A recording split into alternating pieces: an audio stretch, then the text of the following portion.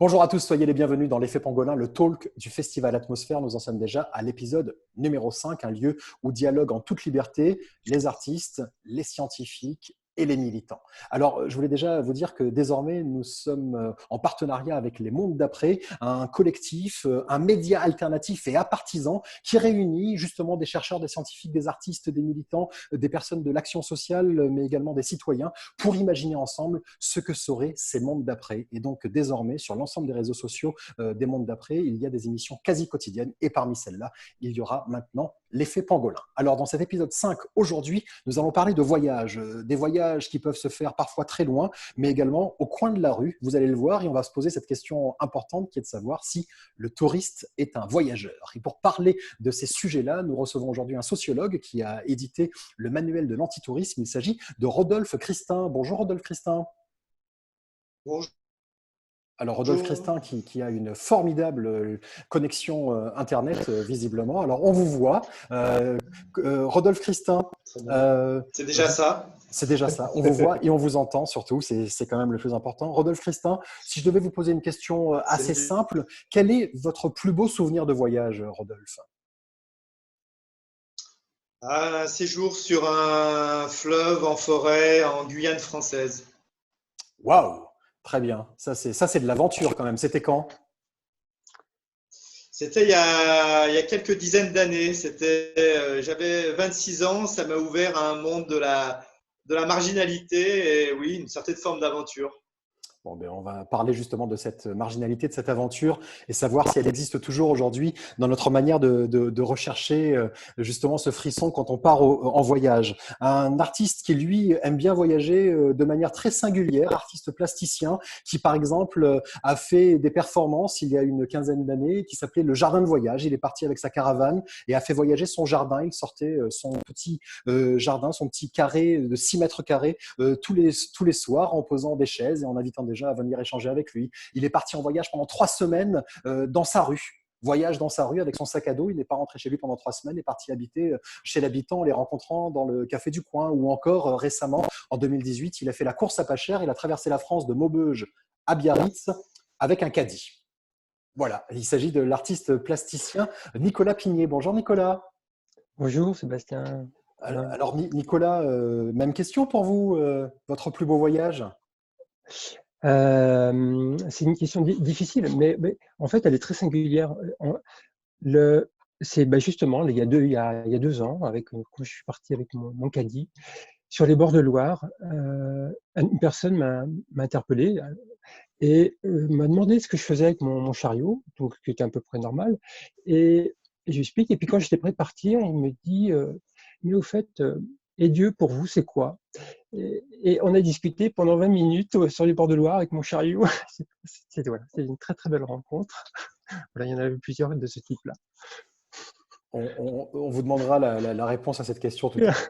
D'accord. Vous, c'est quoi? Et je pense qu'on peut faire une émission entière sur ce sujet. On a la chance d'avoir avec nous Sandra Nkake, chanteuse, comédienne, qui vient de sortir une chanson qui s'appelle Love Together, A Confined Suite. C'est une chanson ode au plus d'une vingtaine d'artistes ont participé à cette chanson de 10 minutes avec un clip impressionniste en noir et blanc magnifique.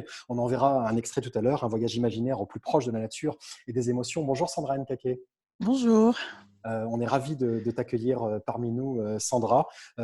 Toi, artiste, tu t'inspires beaucoup des autres cultures, de l'autre, tout simplement, pour la création de tes chansons. Quel est toi ton plus beau souvenir de voyage? Mon plus beau souvenir de voyage, je pense que c'était en 2003.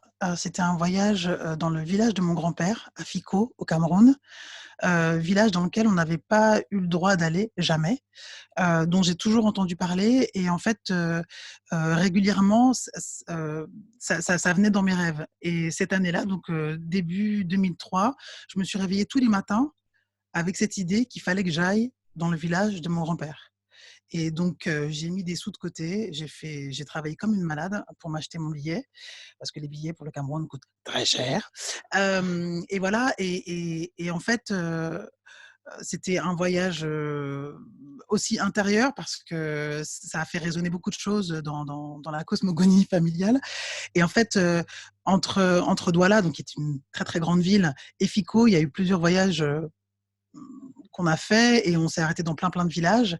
Et en fait, les gens nous accueillaient avec de la musique et prévenaient le village qu'on était en train d'arriver. Et j'ai eu la sensation en arrivant à Fico que j'avais toujours été là, que c'était chez moi alors que je ne les connaissais pas, de voir des visages qui ressemblaient aux miens. C'était assez fou, assez fort. Et je pense que c'est un voyage que je n'oublierai pas. Enfin, ouais, c'était très, très beau. On revient presque à cette notion de voyage au coin de la rue de Nicolas Pigné, puisque tu es parti en voyage chez toi, tout simplement. Exactement. C'est magnifique et ça figure bien de toute la poésie qui va traverser cette émission. En parlant de poésie, un poète, s'il en est, un grand poète, c'est Frédéric Sigrist, notre spécialiste de pop culture, comédien, humoriste qu'on retrouve régulièrement sur France Inter, mais également avec le podcast Blockbuster, toujours sur Radio France. Frédéric Sigrist, comment ça va, Frédéric? Mais ça va très très bien, ça va très très bien. Moi aussi, tu vois, j'ai fait des voyages là avec ce confinement qui m'ont emmené dans des lieux que je ne connaissais absolument pas. Tu vois, mon garage, mon jardin, enfin voilà. Je me suis dit, ah, mais on a ça chez nous. Enfin bref, ça faisait un moment que je n'étais pas resté à la maison. Et j'avoue que c'est à la fois un peu oppressant, mais en même temps très plaisant. C'est bizarre, c'est paradoxal. Mais après, tout dépend de ce que l'on en fait, hein, puisque Nicolas Pigné, il fait des performances artistiques de ce genre de petits voyages très simples. Il arrive à trouver de la poésie, de l'esthétique et du fond, parce que évidemment, les voyages de Nicolas Pigné véhiculent un message comme toute performance artistique. Donc, tout est possible. Alors, Frédéric, toi, qu'est-ce que ça t'évoque, cette idée de voyage dont on va parler aujourd'hui? Déjà, Sébastien, j'aimerais vraiment te féliciter et te dire que tu as vraiment le nez creux parce que faire une émission sur les voyages alors que les gens ne peuvent pas sortir de chez eux, j'ai envie de dire, ah, c'est brillant. Bon, en même temps, tu me diras, aujourd'hui, on fait bien le travail alors que plus de la moitié de la population est au chômage. Donc, j'ai envie de dire, on n'est plus à ça près. Je propose que la semaine prochaine, on fasse une émission sur les vertus thérapeutiques du Kama Sutra, une émission exclusivement réservée aux célibataires. Comme ça, ils auront le seum jusqu'au bout. Hein, continuons sur la même lancée. Et c'est vrai que, si tu veux, en fait, c'est un drôle de statut. Quand on pense voyage, on pense tourisme. Et le statut de touriste, c'est un peu particulier parce qu'en général, tu amènes de l'argent dans un pays que tu visites, mais là-bas, souvent, on te déteste. Et en fait, être touriste, c'est un petit peu comme être intermittent du spectacle au Festival d'Avignon. C'est-à-dire que tu vois, tu nourris toute une région pendant un mois, et dès que tu as le dos tourné, les habitants ils votent à droite parce qu'ils en ont marre de voir des intermittents qui font du diabolo, tu vois, dans la rue. C'est la même chose, touriste. Et en plus, même le tourisme, ça change aussi la manière dont on voit la ville où on va. Parce que une ville, c'est différent suivant si tu y habites ou si tu la visites. Par exemple, Paris, c'est un des lieux les plus visités au monde. Tu écoutes les gens, les étrangers, ils te disent « Oh, Paris, c'est merveilleux, c'est l'élégance, la classe, le tourisme. » Bon, bah toi, quand tu vis dans un 50 mètres carrés avec un loyer à 4 chiffres et que tous les matins, tu as le nez collé dans le métro à l'aisselle d'un mec qui prend des douches, que quand Christophe Castaner dit un truc intelligent, tu vois, le côté Paris, ville lumière, tu es là, non, non, non, non. Ou alors lumière, basse consommation peut-être, mais non. Et d'ailleurs, la preuve que les Parisiens n'aiment pas tant leur ville que ça, c'est que quand le confinement a démarré, ils se sont tous barrés. Ils se sont tous barrés. Ils étaient là, ah, plutôt crever que de rester ici. C'est un truc de malade. Moi, j'habite à 40 km de Paris.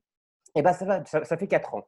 À chaque fois que je rencontrais un Parisien, durant 4 ans, les gens me disaient, oh, t'habites en banlieue, tu prends le RER tous les jours. Oh, je ne sais pas comment tu fais, vraiment, c'est difficile. Là, quand on leur a annoncé qu'ils allaient passer 2 mois chez eux, mais j'aurais pu louer ma cabane à outils au fond du jardin, ils m'auraient dit, c'est combien, s'il te plaît, un peu de verdure, je vais venir chez toi. C'est un truc de malade, c'est un truc de malade. Et de la même manière, au sein des touristes, il y a 2 catégories. Il y a ceux qui vont là où tout le monde va pour prendre les photos que tout le monde a prises. Tu les vois comme ça, eux, ils sont devant des sortes de monuments historiques et ils se prennent en photo. Généralement, ils mettent la pyramide derrière et ils font semblant de la tenir avec les doigts. Et ils pourraient très bien acheter une carte postale. Hein. Ils auraient la même photo en mieux cadré ou ce genre de choses. Mais non, c'est important qu'ils soient devant. Et tu as envie de leur dire, écoute, Jean-Claude, toi, avec ton t-shirt, je suis français et fier de l'être, ton bermuda, tes sandales et tes chaussettes qui montent, non, il n'y a pas une plus-value à te prendre en photo devant la pyramide de Gizeh. Donc, tu as vraiment cet aspect des touristes. Et tu as aussi les touristes éco-responsables bobos dont je fais partie. Ces gens qui prennent de l'avion et qui vont à des milliers de kilomètres de la France en culpabilisant à cause du bilan carbone. Tu les reconnais assez facilement pendant le vol parce que c'est ceux qui se flagellent entre 2 passages de l'hôtesse. Ils sont là, oh non, c'est pas bien.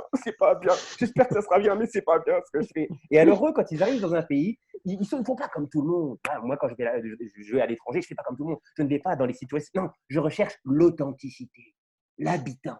Je veux voir l'habitant, rencontrer l'habitant. Et l'habitant, en général, lui, il évite les touristes parce que déjà, les touristes, ça fait monter les loyers. Donc, il est parti dans un coin de la ville où il s'est arrangé pour qu'il n'y ait absolument rien à voir. Eh bien, c'est lui qu'on vient faire chier. Et tu arrives comme ça avec ton baluchon. Si jamais tu n'as pas eu la chance de prendre un café dégueu dans une brasserie où tu es sûr de ne pas être le bienvenu, tu as l'impression d'avoir raté tes vacances.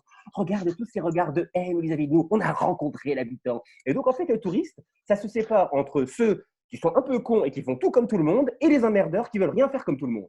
Et au final, on parle de tourisme de masse, mais j'ai l'impression que quand on sort de chez soi, on est tous un petit peu à la masse. Merci beaucoup, Frédéric Sigrist.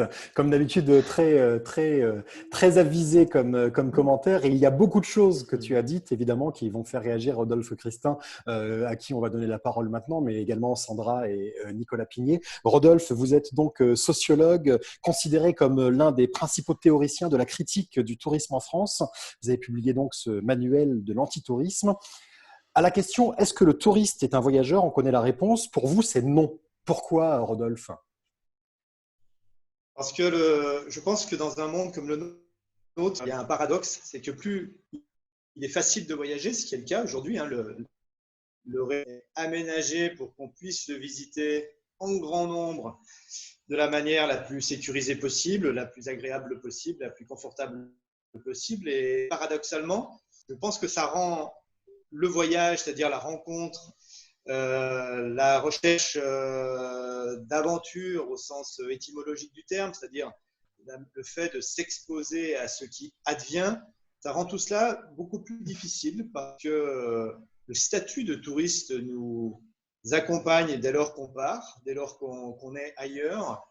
Et du coup, s'échapper de ce statut devient compliqué et vient transformer un peu toutes les relations qu'on a avec les personnes qu'on visite, justement, qui nous considèrent d'abord et avant tout dans une relation de type marchand.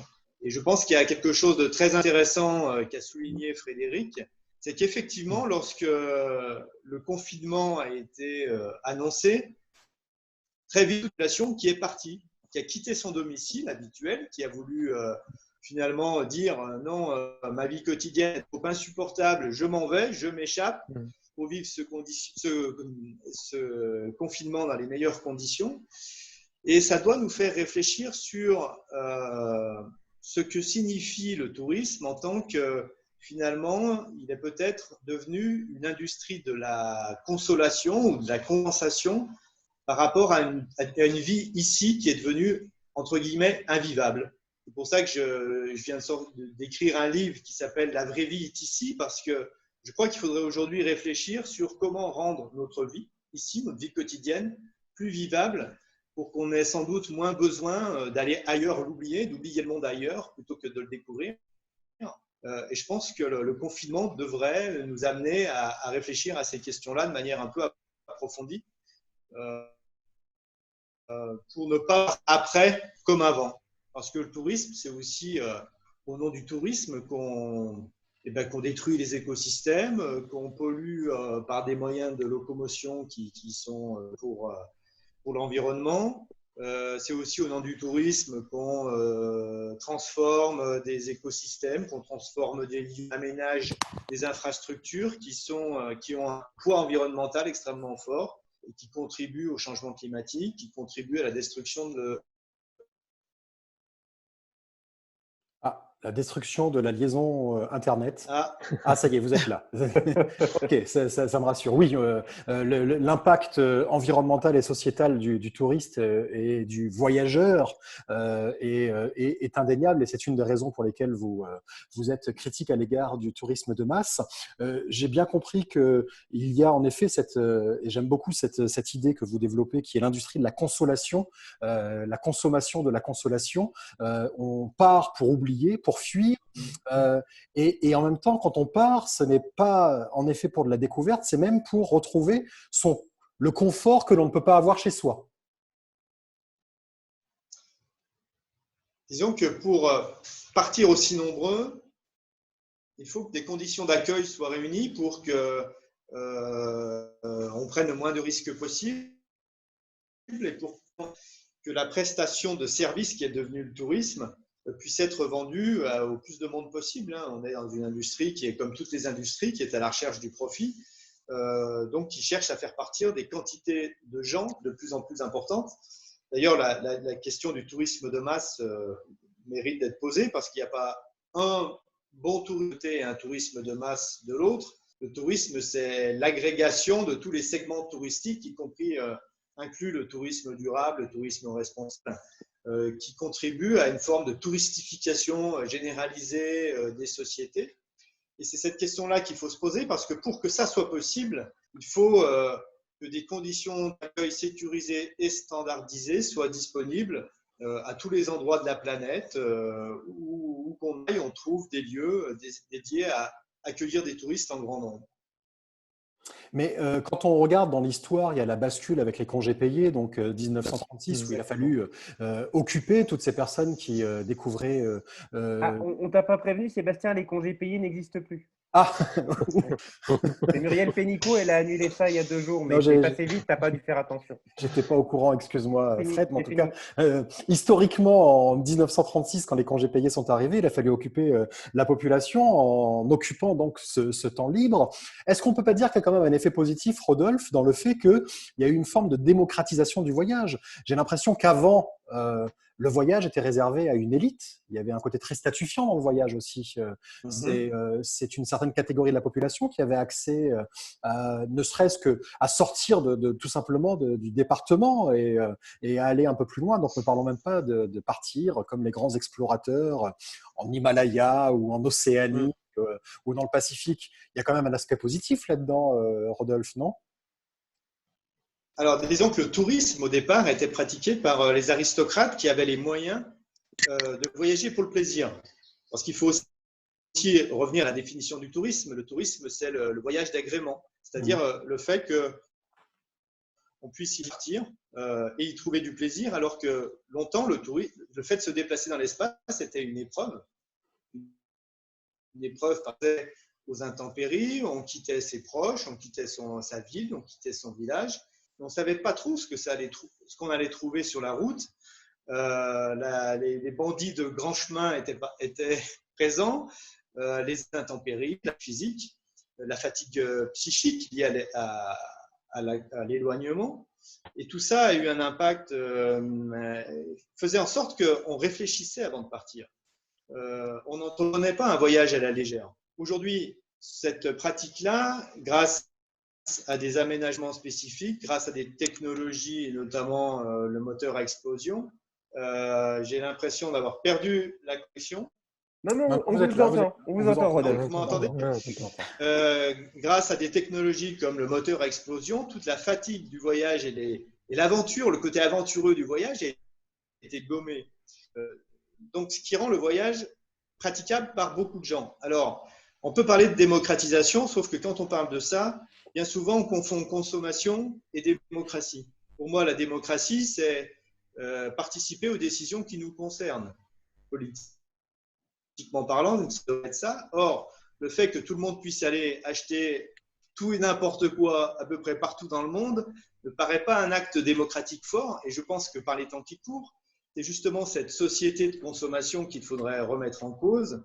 Et le tourisme est devenu une consommation comme une autre. C'est-à-dire que on part et on trouve des choses, des babioles, des colifichets à acheter à peu près partout et d'une certaine manière des zones commerciales à ciel ouvert. Là-dedans, il y a évidemment cette idée de standardisation. Sandra, est-ce que c'est un fantasme que d'imaginer que grâce à la musique, on fait des rencontres peut-être plus authentiques qu'on peut le faire dans la vie quotidienne? C'est une bonne question. Est-ce que c'est un fantasme? Oui, est-ce que nous, qui ne sommes pas musiciens, on imagine les artistes sur la route, qui partent en tournée, qui vont à l'autre bout du monde ou même en France et rencontrer forcément son public. Les artistes rencontrent leur public, mais rencontrent aussi d'autres musiciens. On a cette image, quand je dis fantasme, oui, du musicien qui arrive avec une guitare et qui croise le regard de quelqu'un dont il ne parle pas la langue et hop, grâce à la musique, il se passe une rencontre. Est-ce que ça, c'est une réalité ? Est-ce que c'est des choses que tu as pu expérimenter, ce facilitateur qui est la musique dans la rencontre? Oui, c'est vrai que la musique, c'est quand même la première vibration qui nous traverse, in utero. Il y a déjà du rythme, les voix. C'est vrai que la musique permet ça, de parler, de discuter, d'échanger avec des personnes qu'on ne connaît pas, dont on ne connaît pas forcément la langue. Il y a quelque chose de magique. Après, avant d'être un artiste, on est une personne, on est un être humain. Donc, il y a autant de personnes obtuses chez les artistes que dans le reste de la société. Mais il y a aussi, effectivement, cette magie de l'échange et de comment, par exemple, une langue par la musique peut vous traverser et vous toucher. Moi, je sais que j'ai eu la chance de travailler avec pas mal de personnes différentes, dont des chanteuses et comédiennes qui m'ont fait découvrir un chant arménien. Et cette chanson, elle est restée en moi à vie. Et je ne sais pas pourquoi je l'ai aimée, je ne sais pas pourquoi elle m'a touchée, mais elle m'a permis de rencontrer et de discuter avec des Arméniens avec lesquels on a fait une recherche sur cette chanson, sur l'origine, sur le voyage de cette chanson. Voilà, c'est vrai que c'est un facilitateur d'échange et de dialogue pour qui est curieux. Parce que si on n'est pas, si on n'est pas curieux, si on n'est pas ouvert, euh, ça, ça ces échanges-là n'existent pas. Nicolas, ça vous Oui, parle tout ce qui a été dit par rapport à votre travail et votre manière d'appliquer votre art? oui. Là, dans les différents projets que j'ai pu mener autour du voyage, ce qui ressort, c'est en tout cas le désir de trouver, un- comment dire, il y a le désir de prendre des risques. Pour moi, à mon niveau, ça c'est quelque chose qui est que j'ai remarqué de manière très forte. Et la prise de risque, c'est d'aller rencontrer l'autre, alors que justement, dans mon quotidien, je ne veux pas forcément le faire. Ça, je vais plutôt rester dans ma zone de confort. Et j'ai l'impression que le tourisme, c'est un peu ça. Peut-être à l'autre bout du monde, c'est-à-dire rester dans sa zone de confort, c'est-à-dire qu'on connaît, on recherche à peu près ce qu'on connaît chez soi, Mm. quoi. Et l'aventure, c'est pour ça que j'ai tenté ce périple-là, c'est-à-dire considérer que tout compte fait, il y avait énormément d'inconnus en bas de chez moi, par le simple fait que je m'y intéresse pas et que je connais pas mes voisins. Ça fait 10 ans que j'habite au même endroit et voilà, comme pas tout le monde, mais bien souvent dans nos vies contemporaines, très actives et très sollicitées, on est invité aussi par la société de consommation, avec les outils de communication, à aller voir loin, à s'intéresser voilà, par les médias, l'information, à ce D'autant qui est. que Nicolas habite à Metz, je Oui, crois, hein. oui, c'est ça, oui. Oui, oui. À Metz, c'est difficile de rencontrer ses voisins comme à Nancy. Mm. Oui, oui, oui. Alors en plus, oui. Oui, en plus, oui. Alors ça, Euh, c'était une blague de Laurent, je n'ai pas comprise, hein, excusez-moi. C'est pas des régions où les voisins, bah, ils t'ouvrent la porte facilement. Ah bon? non, D'accord, Ah non. non, non. très bien. Ok. Oui, Sandra. Alors, je suis très étonnée que Frédéric donne sur un plateau ce genre de cliché, ça me fait rire. En fait, je pense que toutes les régions se ressemblent, qu'on est tous un peu comme ça, coincés dans nos chez nous. Et c'est vrai que la question de qu'est-ce qui fait on ne va pas aller chez le voisin pour lui demander comment il va, comment il s'appelle. En fait, on croise des personnes qu'on ne connaît pas. Mais j'ai envie de dire, il ne tient qu'à nous de faire ce petit effort. Moi, je me suis aperçue que j'étais un peu râleuse et que je disais, bah, comment les voisins ne disent pas bonjour. Mais en fait, il faut que toi, tu commences. Et je me suis dit, bah, je vais commencer. Alors, en fait, c'est. Et un jour, ça a porté ses fruits. Quand tu croises un petit qui te dit bonjour madame, et tu dis ah bah ouais, c'est super. Voilà, petit à petit, se dire que en fait, la rencontre, c'est un chemin à deux sens. Tu ne peux pas ne faire que attendre de recevoir. Et je voudrais rebondir sur ce que disait Rodolphe tout à l'heure. Effectivement, il y a cette idée de vouloir voyager pour prendre. Mais à quel moment, quand on voyage, on donne? En fait, il faut vraiment réfléchir à ça, que quand on voyage, on va chez des gens, on va dans une culture, on va Oui, on va chez des gens et il ne faut pas simplement se dire qu'on va prendre, il faut aussi se poser la question de qu'est-ce qu'on va donner, comment on va nourrir cet échange. Et on a perdu Rodolphe Christin, qui n'a visiblement pas aimé les clichés et tous les stéréotypes que vous avez véhiculés sur les gens, sur les Lorrains. D'ailleurs, on vient de perdre à peu près la moitié de notre audience, car très très regardé en Lorraine, particulier autour de Metz. Hein, les dernières statistiques, apparemment, il y a à peu près 1 million de personnes sur toute l'agglomération messine et nancéenne qui nous regardent. Donc, merci beaucoup, Nicolas et Frédéric. Vous venez de totalement flinguer cette émission. Non, mais t'inquiète pas, ils sont d'accord. Hein. Évidemment. On va espérer que Rodolphe Christin revienne parce que, évidemment, il a encore beaucoup de choses passionnantes à nous raconter. On va s'intéresser au travail de Nicolas Pigné, artiste plasticien, donc, comme je le disais, qui réalise des performances autour du voyage depuis bientôt 20 ans. Vous avez emmené votre jardin en voyage. Comme on a un sac de voyage, vous avez fait le jardin de voyage. Vous êtes parti en Europe, au Canada, dans une caravane, avec donc ce petit carré de gazon de 6 mètres carrés, 3 chaises, une pour vous, une pour votre compagne et une pour un invité nouveau chaque soir. Il y a eu aussi ce voyage au bout de la rue et puis la course à pas cher, la dernière chose que vous avez faite, qui est un voyage en caddie à travers la France de Maubeuge à Biarritz. Pourquoi est-ce que vous avez choisi, puis on va voir quelques images, pourquoi est-ce que vous avez choisi le voyage comme moyen d'expression artistique, Nicolas? C'est une bonne question. Je dirais, peut-être déjà à la base, c'est que j'ai pas d'atelier chez moi et que mon travail, c'est la ville. Donc, je suis invité à être à l'extérieur tout le temps. Donc, je pense que ça, c'est une des raisons principales. Je pense que j'ai un intérêt personnel sur cette question, puisque je voyage à titre personnel, beaucoup en randonnée à pied dans la montagne. Je fais le tourisme aussi, si de temps en temps. Et voilà, donc c'est des facettes de l'aventure plus ou moins à grande échelle, plus ou moins risquée, qui se présentent.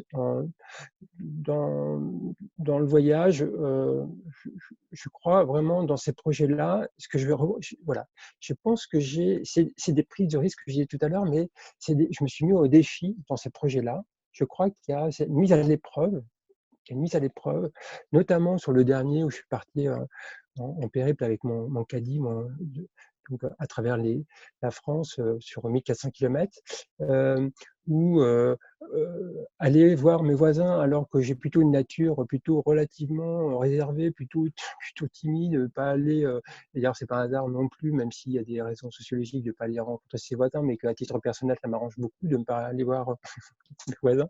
Et là je me suis mis au défi de tenter cette expérience sociale. Et je me suis rendu compte au fur et à mesure de cette histoire, de cette aventure, que c'était un voyage social en fait. Et j'aimais beaucoup au cours de mon voyage me rendre compte de cette dimension-là et de faire la différence qu'avec ma panoplie, avec mon bonnet péruvien, c'était ma tenue de voyageur, je faisais l'expérience de la difficulté d'aller rencontrer l'autre et c'est toujours le cas aujourd'hui. Et alors, suite à ça, ça m'a permis, mes voisins sont devenus certains des amis, une vingtaine à peu près, garder des contacts très forts. Donc, il y a aussi cette idée-là que mon expérience personnelle se confond avec l'expérience artistique. Et du coup, l'univers de ma rue devient le champ de travail pour le voyage. Et il y a des liens qui s'alimentent. Voilà, par exemple, pour susciter ces deux projets, ce projet-là. On va saluer le retour de Rodolphe Christin parmi nous et j'ai l'impression Oui. que la connexion est meilleure que tout à l'heure, Rodolphe. Oui. Alors j'ai changé de support, comme quoi l'aventure est partout. Hein. Exactement. Voilà. Alors j'ai raté une partie des échanges, malheureusement. Ce n'était pas très intéressant, je dois vous avouer. Non, je plaisante. Nicolas nous expliquait ses voyages. Et il y a un aspect très intéressant dans ce que vous disiez, Nicolas, et vous l'avez répété plusieurs fois, c'est cette notion de prise de risque. Est-ce que quand vous traversez la France avec un caddie de Maubeuge à Biarritz, ou quand vous allez entreprendre ce voyage surréaliste et poétique juste dans votre rue, vous prenez un risque? Vous avez vraiment ce sentiment-là? Ah oui, très clairement. D'ailleurs, je suis toujours très enthousiaste quand je le prépare. Et quand je suis au pied du mur, quand je suis dans la voiture et que je vais à Maubeuge, je dis mais pourquoi? Mais qu'est-ce qui t'a pris? Tu pourrais être tranquille chez toi, voilà. Et non, c'était voilà, et donc là, on réalise très clairement qu'il y a un défi,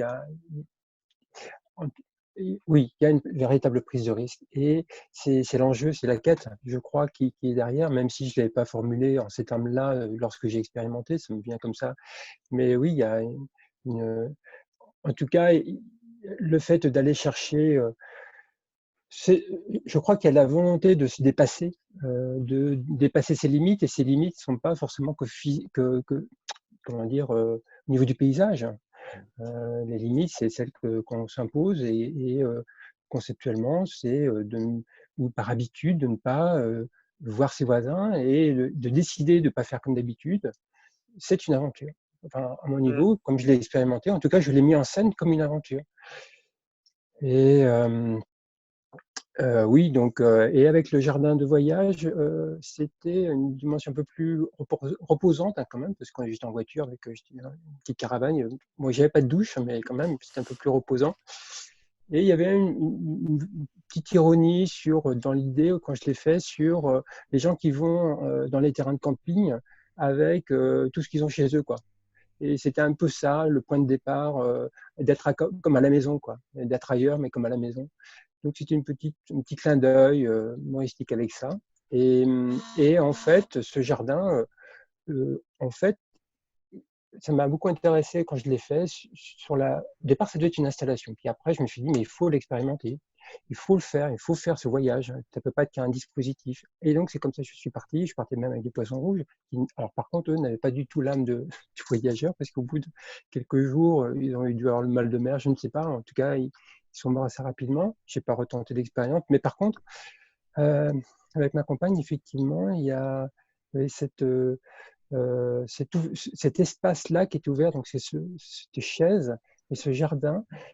Au bout d'un moment, comment dire, quand j'arrive dans les terrains de camping, je n'ai pas ma casquette d'artiste. Donc les gens sont très surpris de voir un jardin, et je me regarde un peu de travers. Certains viennent me voir et me disent, mais vous faites quoi là? Donc certains pensent que j'ai carrément fumé le gazon, hein, très, très honnêtement. Et ça engage la discussion. Et j'explique aux gens, et je continue un petit peu dans ce... Je dis, j'ai fait voir du paysage à mes fleurs. Et alors, il y a, avec les femmes, c'est des discussions sur le potage. Avec les hommes, c'est plutôt mécanique sur, ah, mais je connaissais cette caravane. Et puis, les gens reviennent après, me donnent des fleurs. C'est arrivé, ça c'était assez génial. Ce qui fait qu'à la fin de mon périple, j'avais en fait la représentation un peu des gens que j'avais rencontrés. Et le jardin était différent parce qu'organiquement, c'était pas du tout le même. Et c'est le jardin qui m'a imposé de m'arrêter, parce qu'on ne peut pas laisser le gazon rouler pendant des jours et des jours. Donc, je devais m'arrêter, le laisser prendre l'air, laisser respirer, voir le paysage, les insectes, et puis repartir quand je sentais que c'était à peu près bon, quoi. Et Voilà, c'est donc, une chance que les poissons n'ont pas eu. c'est ça. Oui. Nicolas, Oui. vous avez également fait les petites entreprises artistiques.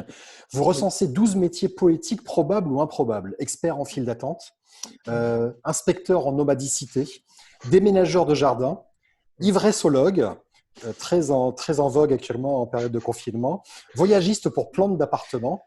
En fait, vous militez pour la simplicité. Oui, c'est une bonne question. Pour la poésie, mais c'est vrai que peut-être que la poésie, c'est ce qui est le plus simple, oui, c'est très beau comme ça. Oui, il y a une volonté, mais je l'ai compris il y a très peu de temps. En fait, j'ai mis un mot, d'ailleurs, c'est un courant qui existe, qui s'appelle le réalisme, comment il appelle ça, le réalisme magique. Et je me retrouve complètement là-dedans. C'est un courant surréaliste sud-américain, et c'est comment introduire dans la réalité quotidienne, dans la banalité, quelque chose de, j'allais dire fantastique, pas extraordinaire, mais quelque chose qui apparaît, voilà, quelque chose qui surgit. Et ces dimensions de la poésie m'aident à vivre, enfin, permet, je pense, fait du bien aux gens, enfin j'espère en tout cas, fait du bien aux gens, en tout cas je le fais dans une intention de bienveillance, et je me rends compte aussi que c'est ce qui me permet d'exister et de vivre bien, parce que je crois que les limites que je me pose mentalement dans les choses de la vie, j'arrive à les transcender parce qu'il y a la poésie, il y a cette fenêtre de l'ouverture, de la possibilité de faire un acte artistique qui est reconnu par la société, et ça me donne l'autorisation de le faire, que je ne le ferais pas pour moi-même en fait. Donc peut-être que ça joue son rôle de la pratique artistique dans ce sens-là. Bon, oui. Oui, vous convoquez des grandes figures de la littérature sud-américaine, Gabriel García Márquez, qui avait cette capacité justement à convoquer la magie et le surnaturel dans ses romans, où Borges est plus proche de nous et plus en France.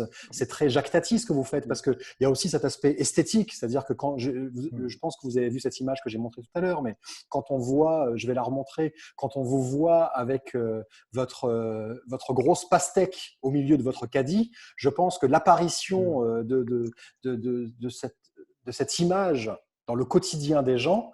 Enfin, j'imagine tout à fait Jacques Tati perché sur son vélo qui est en train de traverser l'écran quand je vois cette image.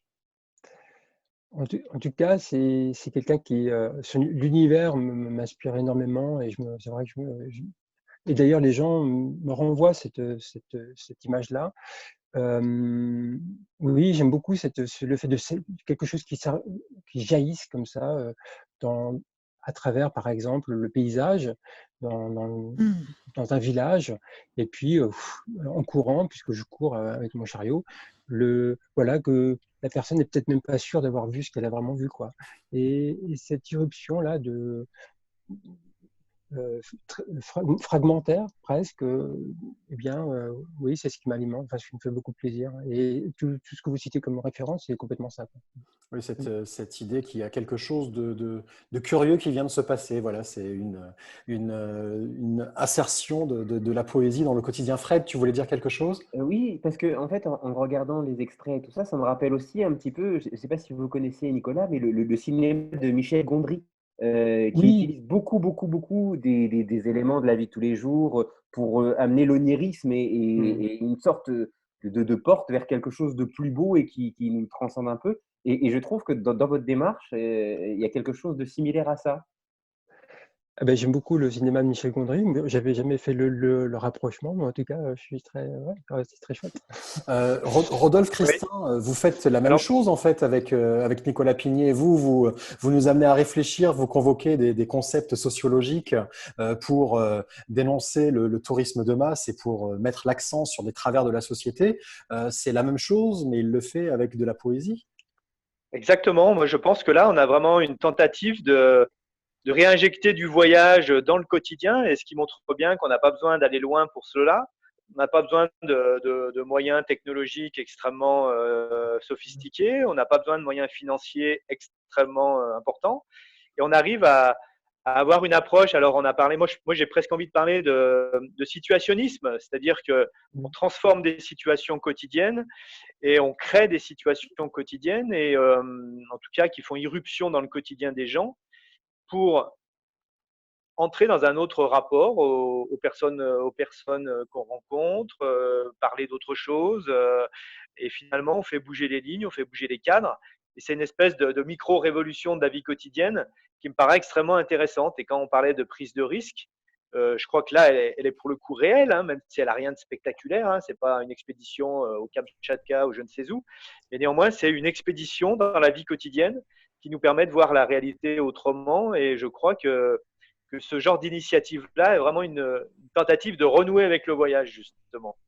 Et Nicolas Bouvier, hein, qui est un écrivain voyageur pour lequel personnellement j'ai beaucoup d'admiration, disait que le voyage commençait sur le pas de sa porte. Et ben, on en a pour ainsi dire la preuve. Sandra, qu'est-ce que Ouais. t'inspire ces performances de Nicolas Pigné? Ben moi, d'abord, j'ai un grand respect pour le caddie. Non, je dis ça très très sérieusement parce que lors de ma toute première tournée, je ne voyageais jamais avec une valise. J'avais toujours un caddie et on me prenait pour une folle. En fait, dans mon caddie, j'avais ce qu'on appelle un looper, donc ma petite machine avec laquelle je faisais des boucles de voix. J'avais mes vêtements, j'avais toute ma vie dans mon caddie. Je ne sais pas comment est née cette passion, mais en tout cas, ça a duré assez longtemps, ça a duré 2-3 ans. Donc les gens étaient étonnés de me voir avec un caddie, par exemple, dans le train, parce qu'on voyageait pas mal en train. Et j'avais cette certitude que si je mettais mes affaires dans un caddie plutôt que dans une valise, il ne leur arriverait rien. Que c'était un élément de sécurité, de quotidien qui était rassurant, et pour les autres et pour moi. Et ça me permettait aussi de me sentir à l'aise, et puis surtout de ne pas me prendre pour quelqu'un d'autre que ce que je suis, c'est-à-dire une personne simple, normale, avec des envies, avec des rêves, mais aussi avec un quotidien. Et que c'était mon mantra à moi, en fait, c'était ma manière à moi de me rappeler qu'il fallait, ouais, qu'il fallait à la fois rêver, mais savoir rester aussi à son endroit. Après, je suis vraiment interpellée par vos performances, et parce que ça induit d'interactivité avec les gens. Mmh. Je crois que c'est aussi pour ça que, que je fais de la musique, et je me suis souvent posé la question quand j'étais plus jeune évidemment de ce que j'allais faire dans la vie, puisque c'est l'injonction première qui est faite aux enfants. On ne leur demande pas quel genre de personne ils veulent être dans la vie, on leur demande ce qu'ils veulent faire. Je ne savais pas ce que je voulais faire. Par contre, je savais que j'avais envie de toucher les gens, de leur faire du bien, d'essayer d'aller à leur rencontre. Moi, j'étais plutôt quelqu'un et toujours d'ailleurs, de très timide.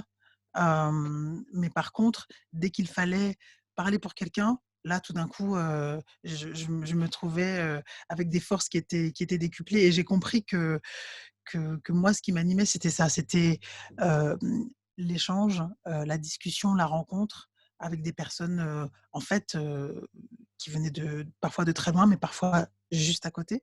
Voilà, et cette notion d'interactivité et de vibration, elle est très très forte, et évidemment, elle infuse dans, et dans mon travail, et dans ma démarche, et dans mes rencontres pendant, depuis toutes ces années.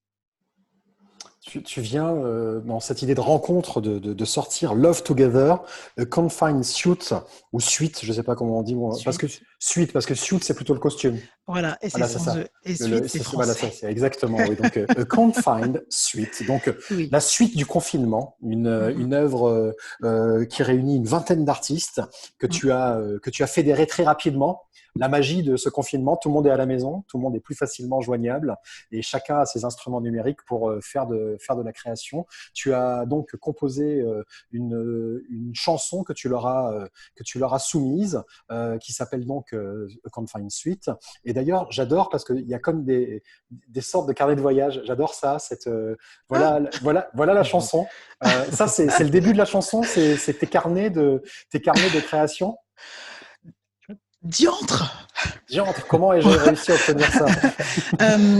Oui, alors d'abord, j'aimerais rétablir une vérité.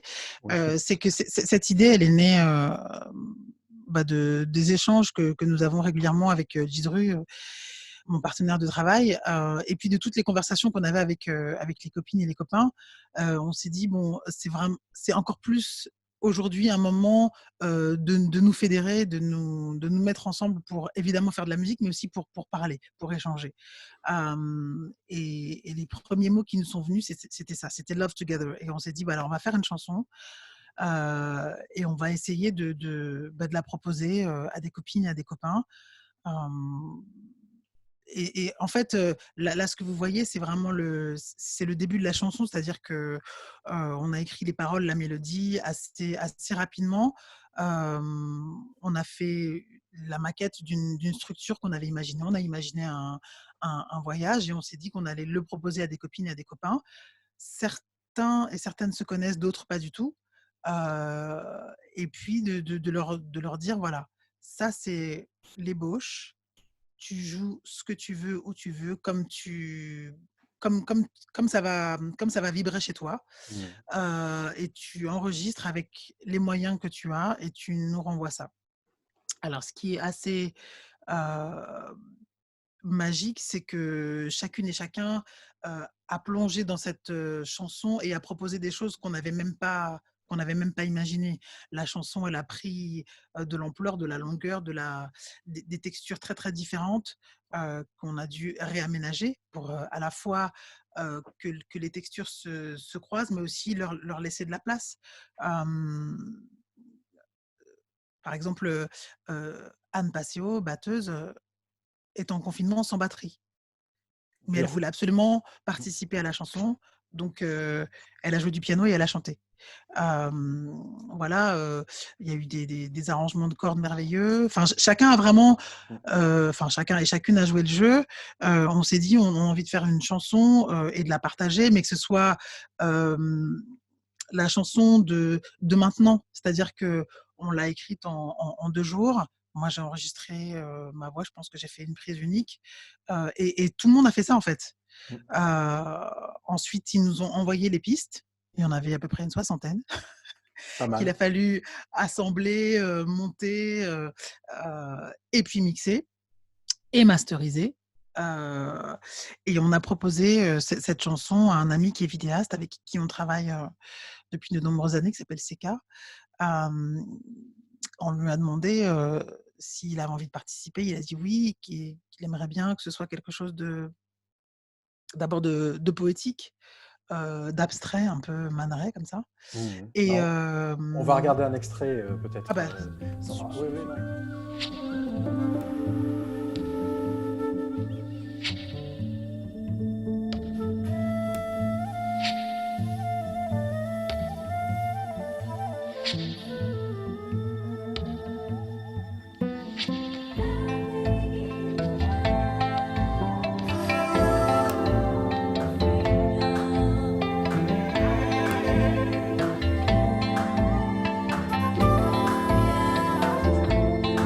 Nothing in the world would value more than a freedom.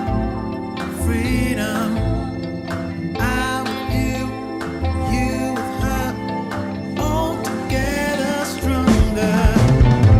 Nothing in the world would value more than a freedom.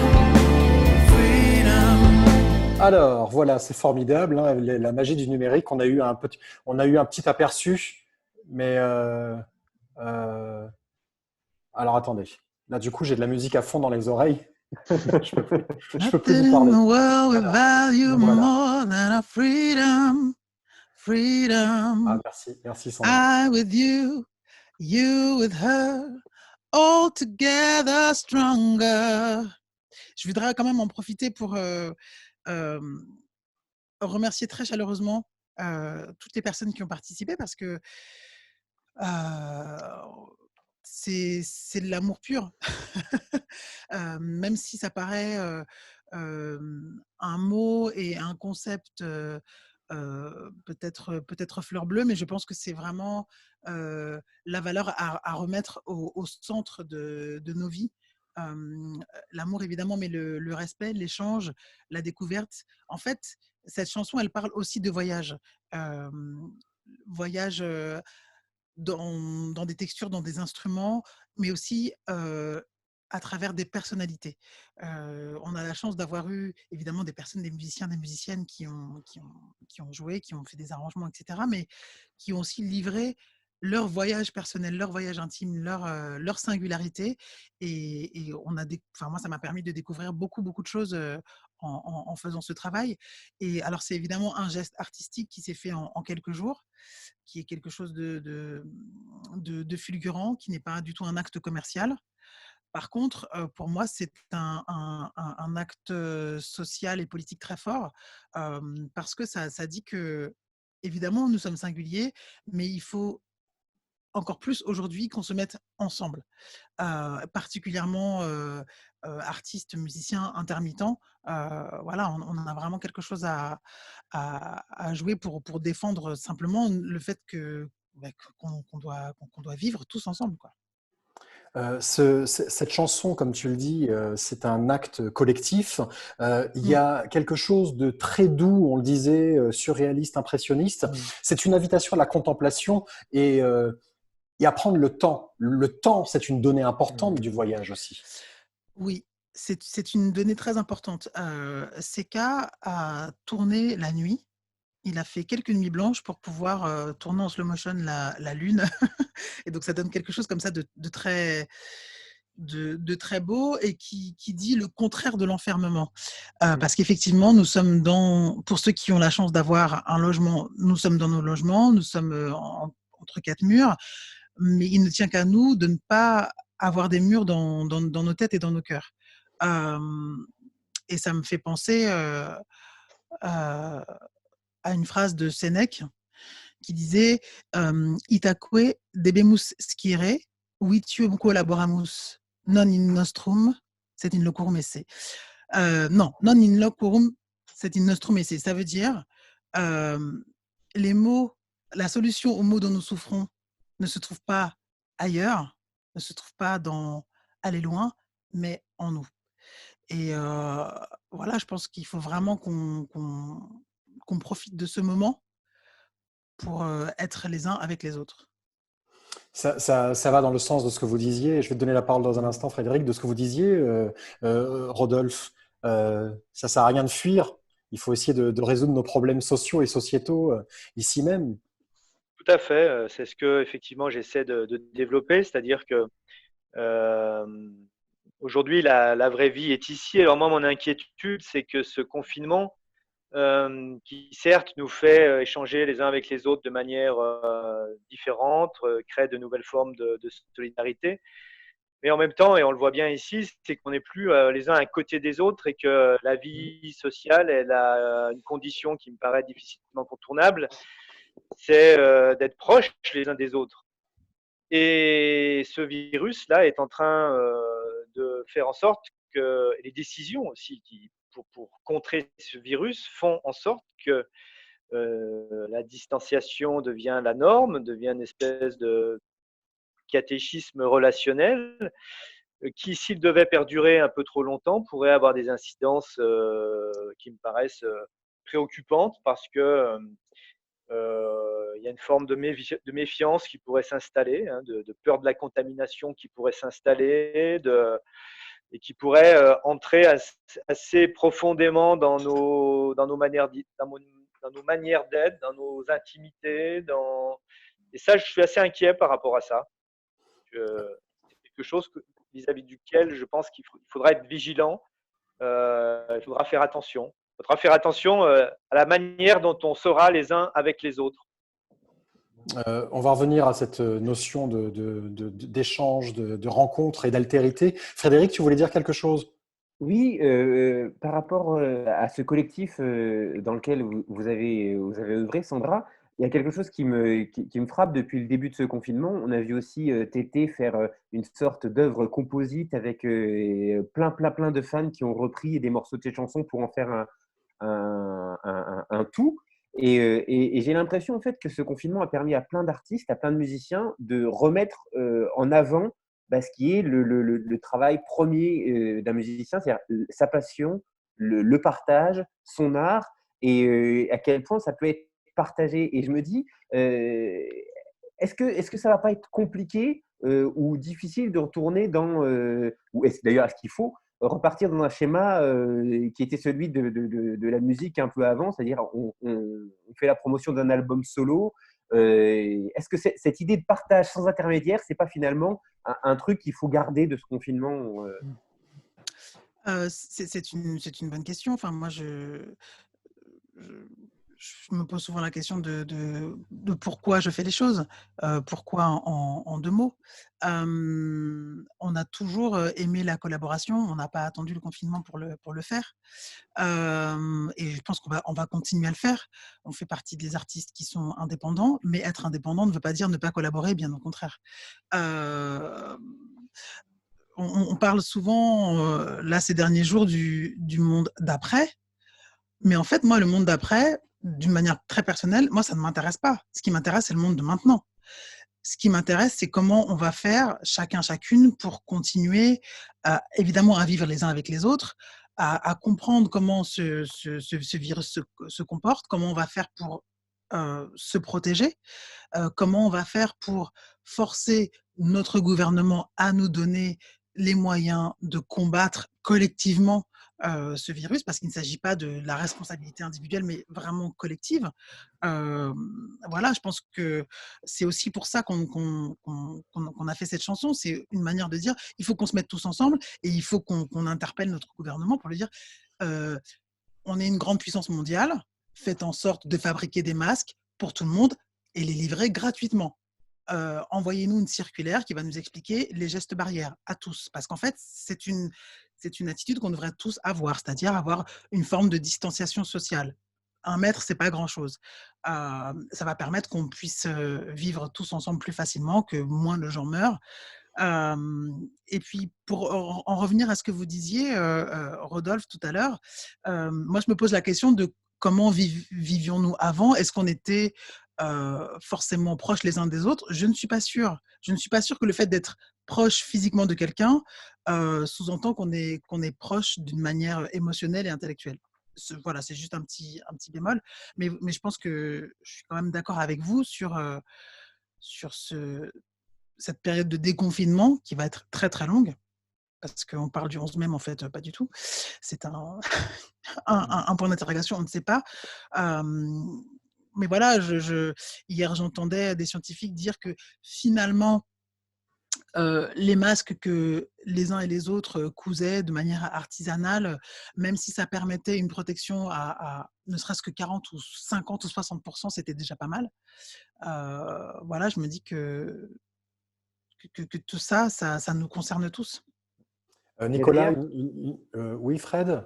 non, mais je me disais justement, parce que j'entends beaucoup aussi, comme le dit Sandra, que le virus est une sorte de cause, mais je me demande de plus en plus si c'est pas un catalyseur, c'est-à-dire que tous les soucis que l'on voit avec cette crise, c'est-à-dire les gens qui vivent dans des logements trop petits, les travailleurs précaires, la difficulté ne serait-ce que d'avoir un masque dans la 6e puissance mondiale, les services de santé complètement démantelés, privés de moyens, ou même les seniors dans les EHPAD, c'était des problèmes qui existaient déjà avant le virus. Et en fait, le virus est arrivé comme une sorte d'accélérateur et catalyseur de ces inégalités. Mais au final, est-ce que ce virus biologique ne met pas le doigt sur tous des problèmes qu'on aurait déjà dû traiter depuis 30-20 ans et des inégalités sur lesquelles tout le monde essayait de nous avertir et personne n'écoutait. Et là arrive voilà, quelque chose qui le montre avec des vies enlevées. Parce que c'est ça le... Mais en fait, Frédéric, tu n'es pas humoriste, tu es anticapitaliste. Ah, mais complètement. Ça, c'est pas un secret. Hein. Il est humo-anticapitaliste, en fait. C'est ça le terme exact. Ouais. Et c'était rhétorique, sa question, bien sûr, à Frédéric. Ça m'arrange qu'elle soit rhétorique, comme ça je reviens sur mon histoire de voyage. Vas-y. Même si, évidemment, les réflexions et les remarques de Frédéric sont extrêmement pertinentes et c'est des sujets qui nous animent ici. On a fait, lors de la première émission, une formidable rencontre avec Catherine Di Maria, la patronne d'Emmaüs Alternative, qui nous a parlé des difficultés de l'action sociale aujourd'hui en France. Oui, Sandra ? Non, mais je voulais simplement dire que le virus était le plus grand voyageur, mais en fait, ça n'a pas d'intérêt ce que je vais. Mais si, je saisis cette perche. Je saisis cette perche pour revenir à cette notion de voyage. Et justement, Nicolas, vous qui justement avez fait du voyage le centre de votre œuvre, aujourd'hui, on parlait de la facilité de collaborer grâce au numérique. Vous n'attendez qu'une chose, c'est de pouvoir ressortir. Le voyage imaginaire à travers les écrans, ça ne vous intéresse pas? Non, effectivement. Donc, je suis bien embêté. Je suis très embêté en ce moment.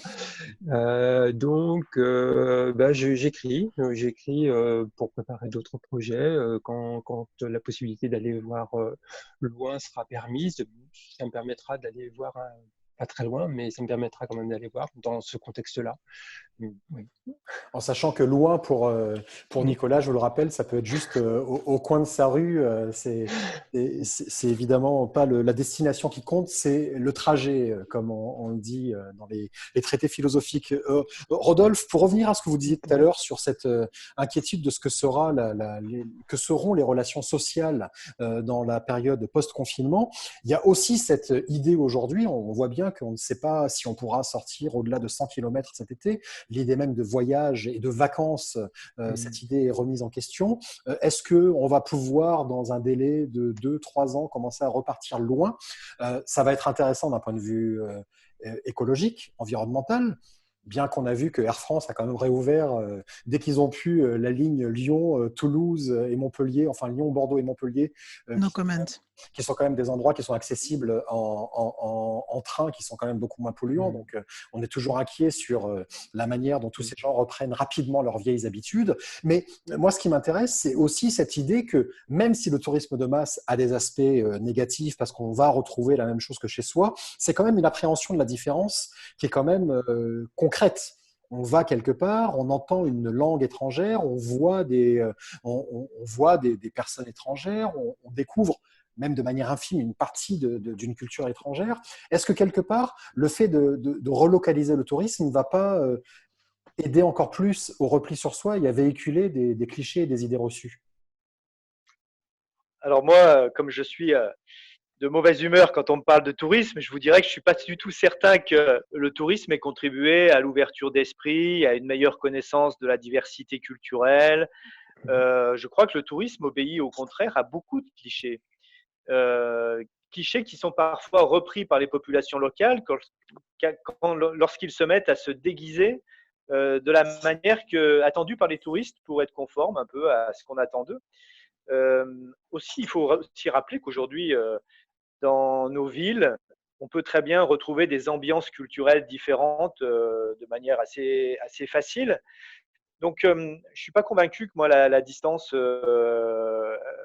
aide forcément à rencontrer la diversité, sachant que de plus en plus, lorsqu'on observe un peu les types d'organisations touristiques qui se mettent en place, elles sont souvent fondées sur le principe de la fermeture. Endroit fermé, réservé aux touristes.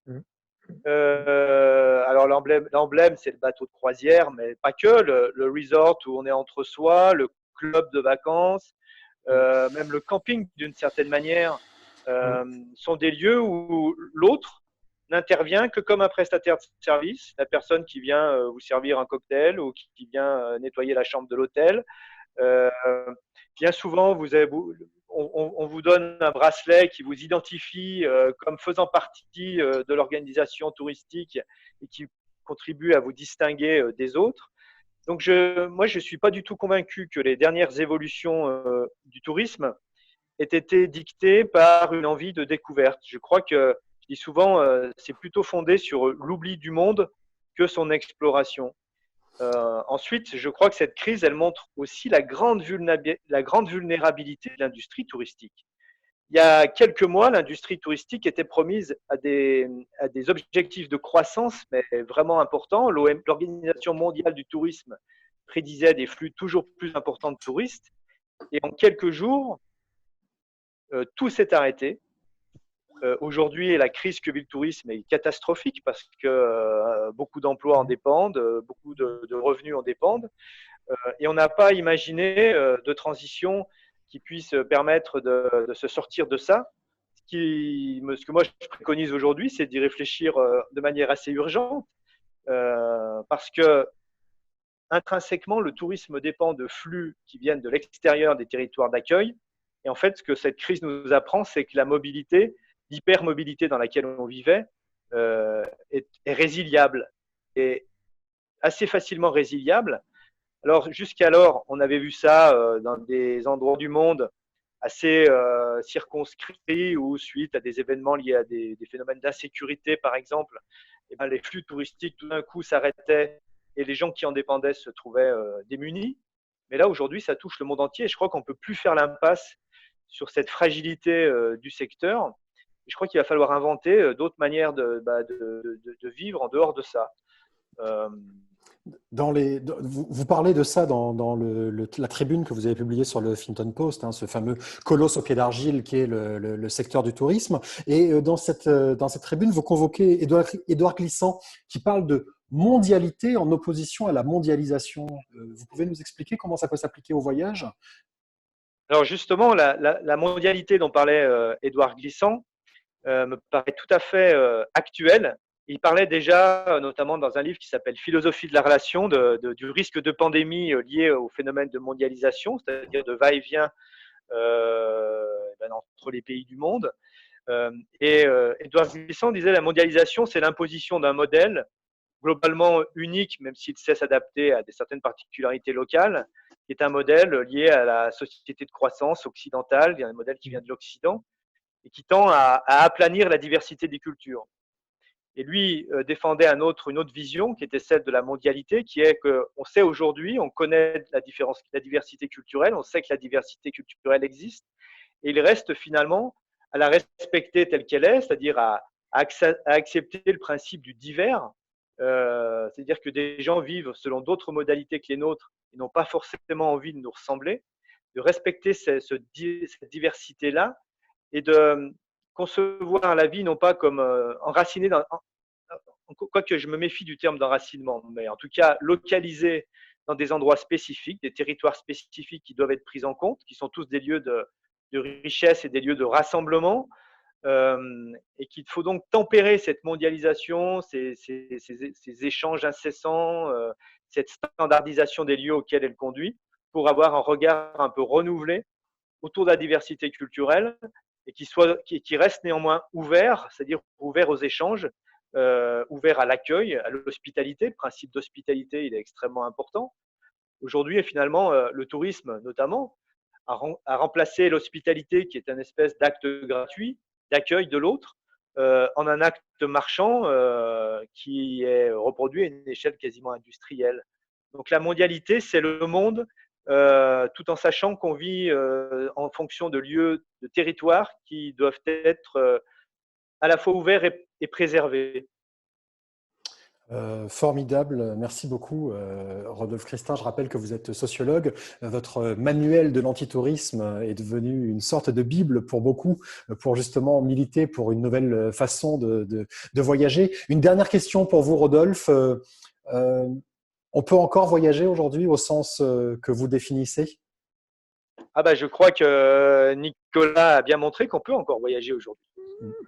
Même si c'est peut-être difficile, même s'il faut prendre des risques d'une manière un peu particulière, ça n'obéit à aucun critère de confort, mais plutôt à une espèce de recherche de faire bouger les lignes du quotidien. Et finalement, on sait qu'aujourd'hui, on n'a pas forcément besoin d'aller très loin pour retrouver un sens et une philosophie du voyage, justement. Nicolas Pigné, votre Oui. prochain voyage poétique et surréaliste et absurde, qu'est-ce que vous avez en tête? Pour l'instant, rien. Non, rien. Mais c'est voilà, c'est les contextes, ça se fait. Par exemple, au bout de la rue, entre le moment de l'idée et puis la mise en place, ça s'est fait en une semaine. Et effectivement, j'ai pas eu besoin de passeport, pas besoin d'avion, pas besoin de rien en fait. Et alors bon, c'est voilà. Alors je sais pas, il y a pas de. On verra en fonction de comment les choses se passeront. Voilà, non, pour l'instant, pas de projet. Est-ce que vous voulez rajouter quelque chose pour conclure, Nicolas? Non, je pense qu'il y a beaucoup de choses qui ont été dites déjà, qui ont beaucoup résonné en moi, et des choses que j'avais senties, et puis des choses qui vont continuer à germer. Non, je ne vais rien rajouter. Merci beaucoup, Nicolas Merci. Pigné. En tout cas, vous êtes artiste plasticien. On est ravis d'avoir échangé avec vous et d'avoir découvert tout cet univers extrêmement poétique. Je vois Frédéric Sigris qui lève le petit doigt depuis tout à l'heure. Je n'ai pas Oui. envie de lui donner la parole. Je ne le regarde pas. Donc voilà, c'est comme ça. Tu veux dire quelque chose, Frédéric? Oui, parce que justement, sur cette Merci dimension beaucoup, Frédéric. Alors, Oh, donc, arrête.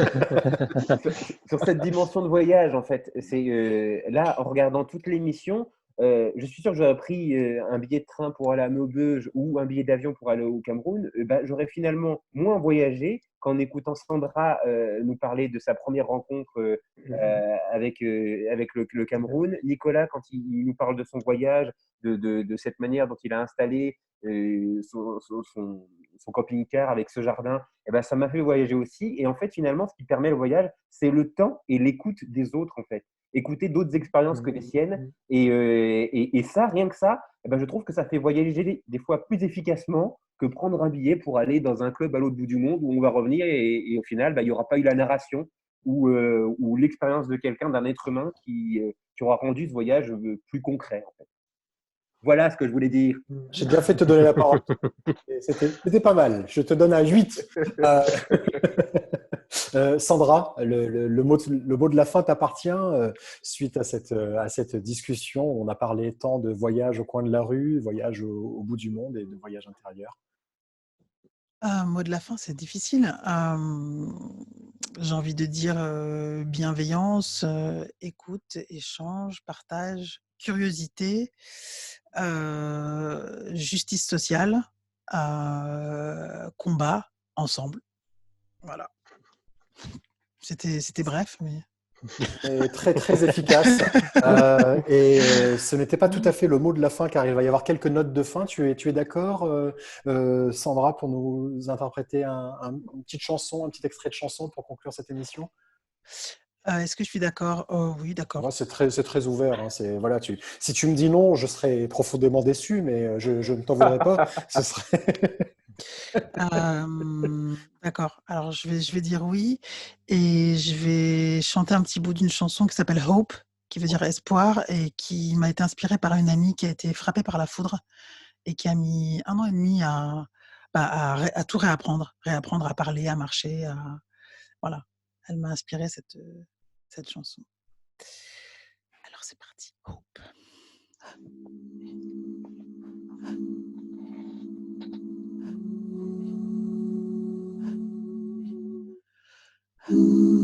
Sky ain't the limit.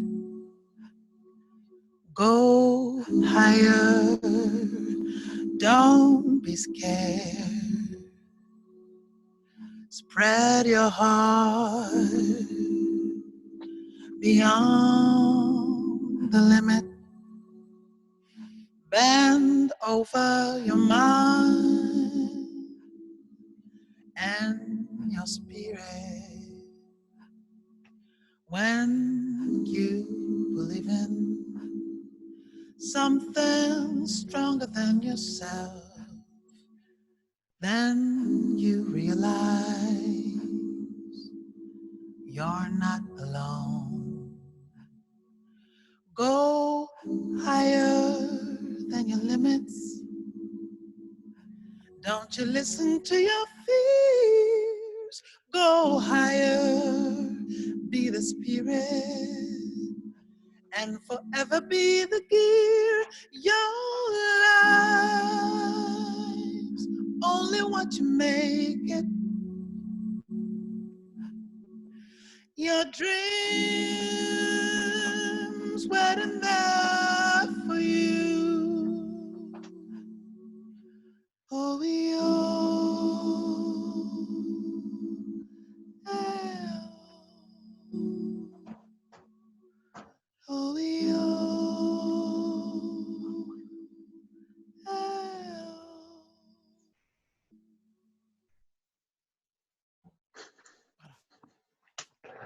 Formidable, merci beaucoup. Merci Merci. beaucoup du Merci cadeau, Sandra. C'était très très touchant. C'était une très très belle chanson. J'étais ravi d'échanger avec tous les trois et tous les quatre avec Frédéric.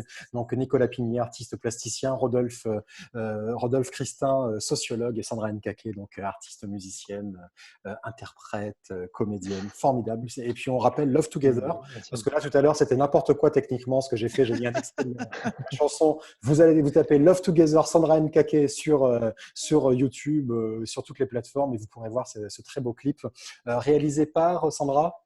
CK Ledoux.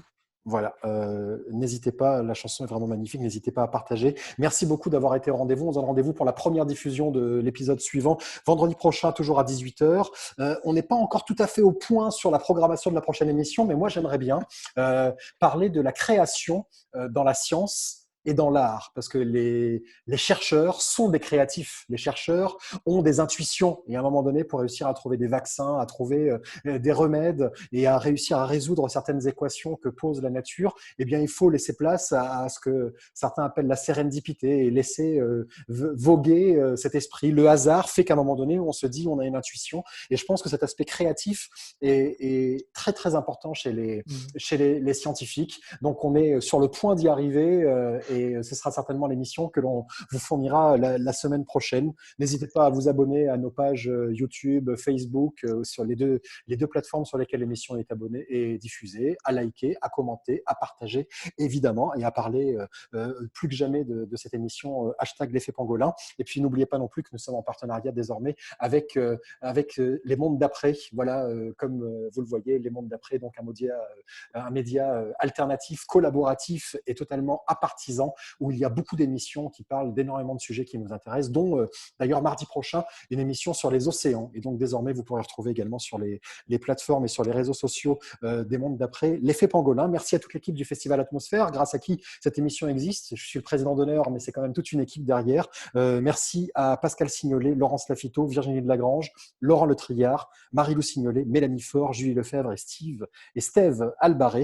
Merci également à F5 et à Raphaël Sigmuller de Uprightly. Merci à Frédéric Sigrist, Nicolas Pigné, Rodolphe Christin, Sandra Nkake. Merci à vous. Merci beaucoup. Merci. À bientôt. Au revoir.